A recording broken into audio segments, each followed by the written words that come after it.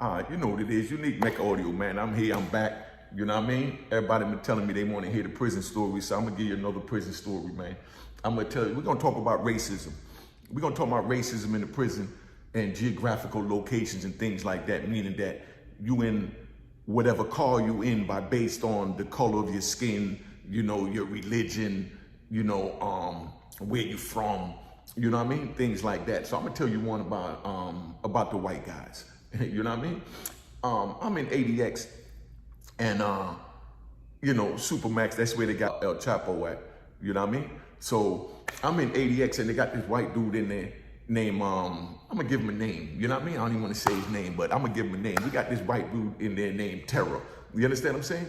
So it's a young white dude. He only about 20 years old, but he came to ADX because he stabbed some police in another joint or something. He winds up in there. Young white boy, you know what I mean? He was good people, you know what I mean? No disrespect to me saying white boy and all that, but, you know, it was a young white boy, right? And he up in the joint and he gets in there around, you know, Barry Mills, the one they call America's most toughest criminal.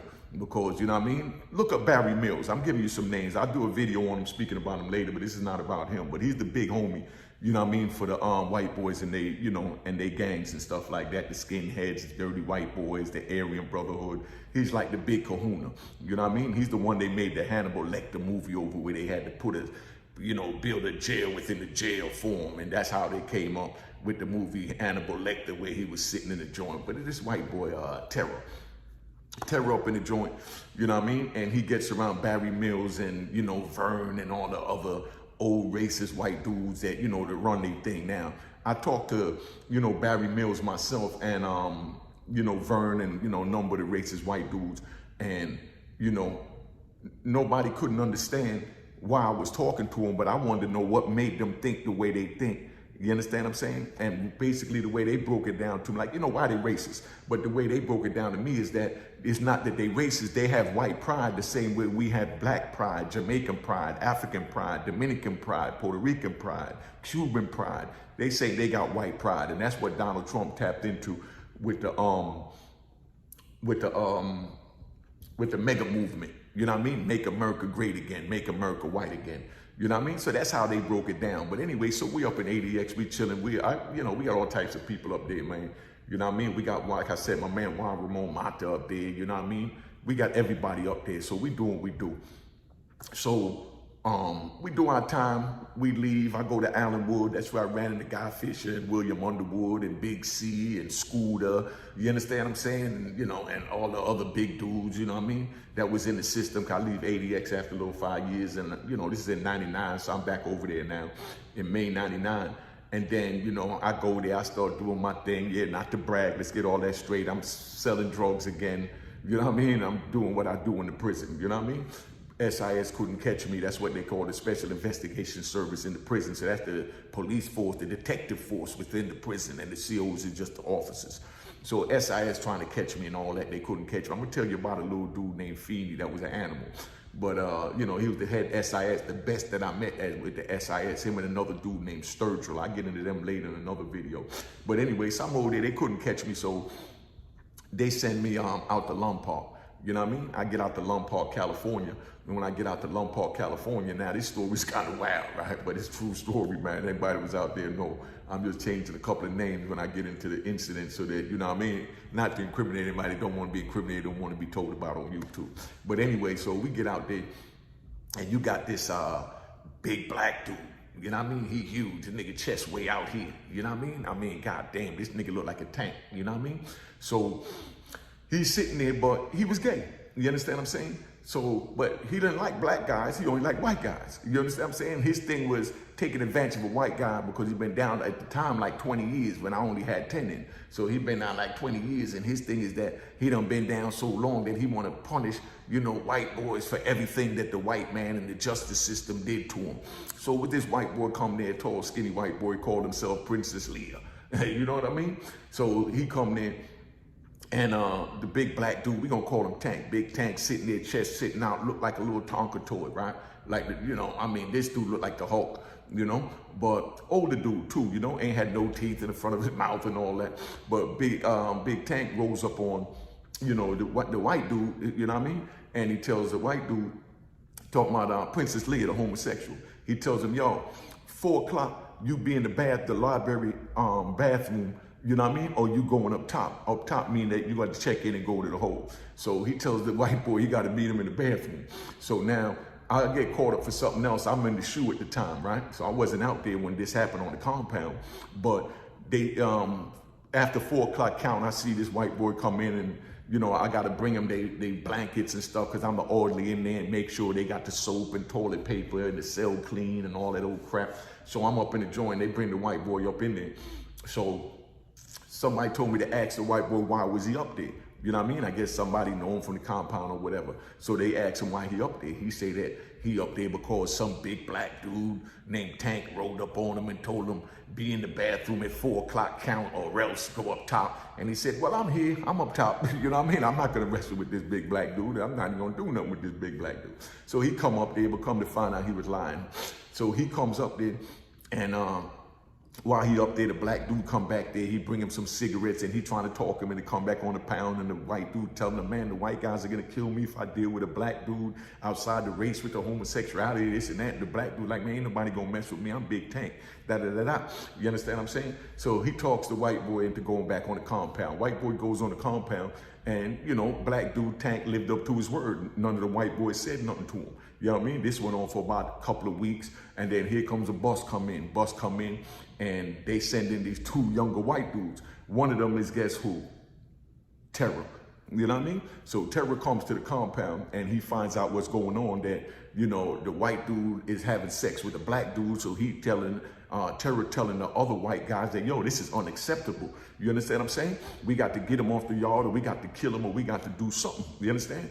But the other white dudes didn't want to go to war with the black dude Terror, because the black dude Terror is from a big state that his car is big in the prison. So they definitely didn't want to go to toe with these big crazy black dudes, you know? They go to war with each other quick, but they wasn't trying to cross race and beef with the black dudes. So while we out in the joint, he tell them that the dude Terror tell them they gotta go.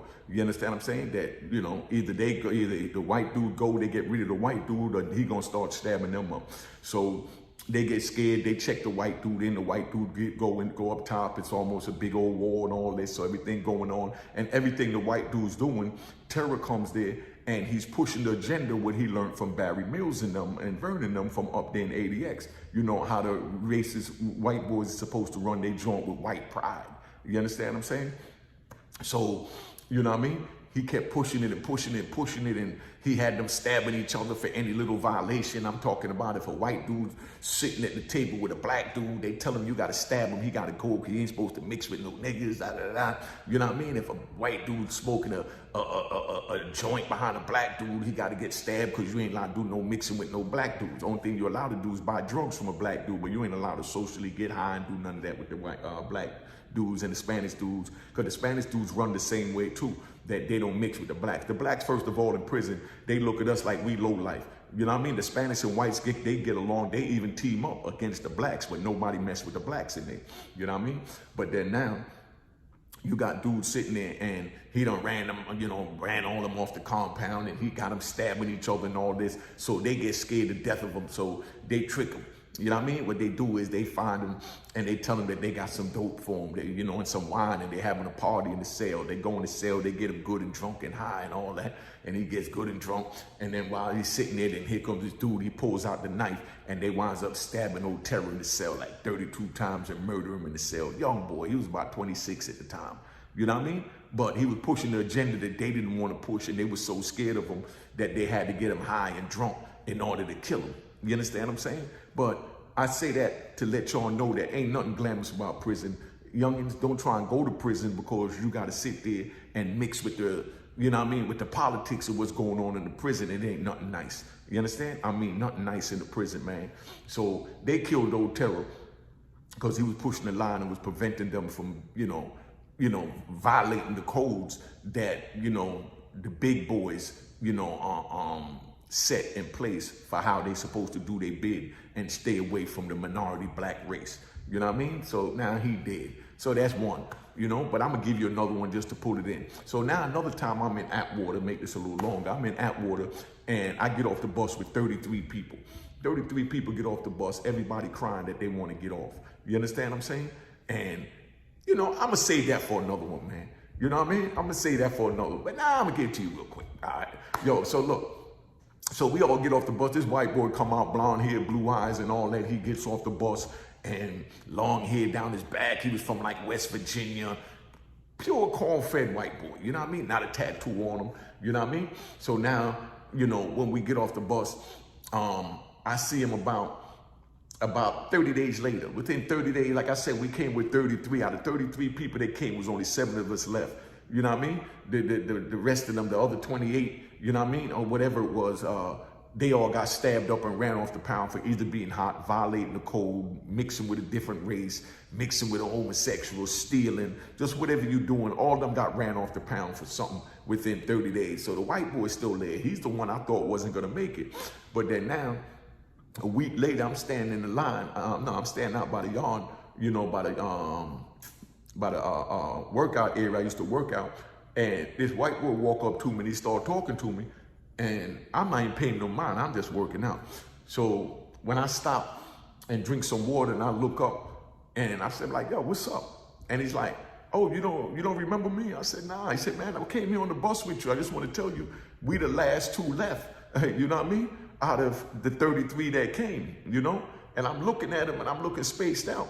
But the reason why I'm looking at him spaced out is because now he got a bald head, he got a SWAT stick on his head, you know what I mean? He got skulls and daggers and spider webs on his face, and you know what I mean? He got all these tattoos on his face, and he looked like something that been in the prison system his whole life. But it's the same white boy that was corn-fed, just came from West Virginia, that got there. So I'm looking like, what the, you know what I mean? So now all I can think of is when he go home to his family and he walks in that house and they see all these tattoos on his face when he came in here, young man, you know what I mean? A young, pure cut, white dude. You know what I mean? So that's all I can think about. I say, yo, what is going to happen when you go home with all them tattoos on your face? He said, man, I'm just going to tell my family I had to survive. I said, what you mean you had to survive? He said, man, only way to get in is that I had to get initiated and get all these tattoos and all that so I could look like them and boo, boo, boo, boo. And, that's why, I had to get these tattoos. And this dude looked like something out of one of the magazines with tattoos everywhere on his face and head, bald head, and that long blonde hair down his back. You understand what I'm saying? So I'm like, God damn, like, yeah, man, it's hard on the white guy in here. You know what I mean? He said, you don't have it that hard because you who you are. You know what I mean? I said, yeah, but I never thought of it that way. But God damn, nigga, tattoos on your face to go back to West Virginia? And he said, man, I know, I think about that every night, but right now I just got to think about waking up every morning while I'm in here. You understand what I'm saying? I'm going to get more in depth with these stories later, but I just want to hit you with that one, man. I mean, it's all good. Let me go. Let me tap out. Make sure you hit the subscribe button, the like button, share the video, tell a friend to tell a friend to tell a friend that crime is not worth it, because if not, you can wind up in jail like any one of those 2 dudes. All right? Out. Cheers, cheers, toast the crime, toast the crime, the crime, the crime, the crime.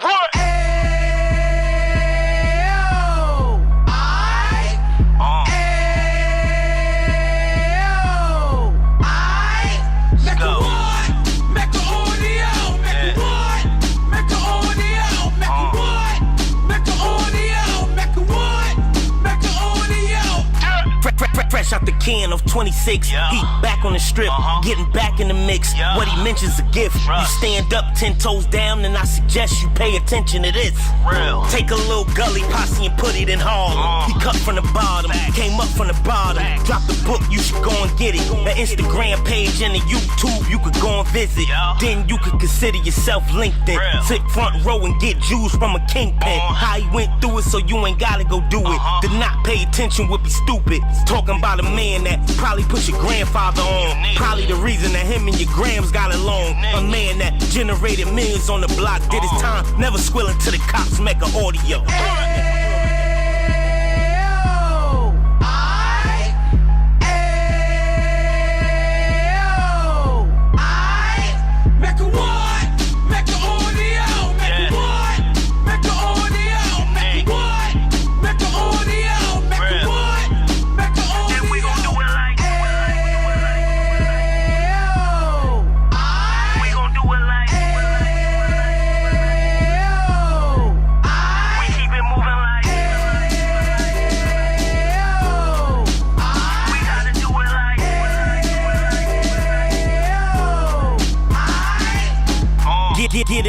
2 G's in the 90s. Drop top beamer so shiny. I let shorty go, she was whining. Treat her like my past, she behind me. Spend a couple bands on the Dapper Dan. You be back again, getting green like a Packers fan. No cap, it's a roaring uptown. They be whoring uptown, Dominican bust downs. Now we on the positive, you we got a lot to give. Now you trying to stop the kids from being inoperative. So take heed, homie, lend a ear. He started in uptown, he gon' finish dead. But now it ain't about selling drugs, buying cars. It's about buying property to make the community yours. So we can give back to the youth them. Cause they the truth them. And bless up to all the root men.